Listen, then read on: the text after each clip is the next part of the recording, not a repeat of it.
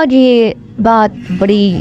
خصوص کے ساتھ آپ کے سامنے کرنے جا رہا ہوں کہ برِ صغیر کے اندر مولانا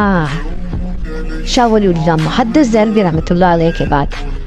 اگر کوئی شخصیت ہے جس نے قرآن مجید فرقان حمید کے اوپر کام کیا، جس پہ قرآن مجید فرقان حمید پہ عالی شان عظمت اعلیٰ کام کیا، جس میں وہ خدمت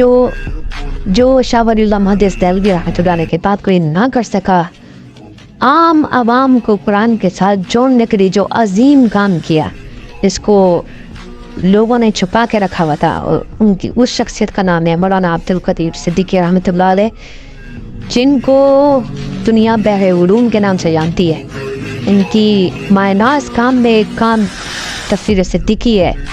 جس کو انسان پڑھ کے ایک عام انسان، چاہے وہ ٹیکنالوجسٹ ہو، سائنٹسٹ ہو، انجینئر ہو، چاہے وہ عالم ہو، چاہے وہ فقیہ ہو، مجتہد ہو، اس سب کے لیے ایک عظیم کام ہے، جس کو وہ پڑھ کر قرآن مجید فرقان حمید کو سمجھ سکتا ہے، آسان طریقے سے اس کی ٹرمنالوجیز کو آسانی سے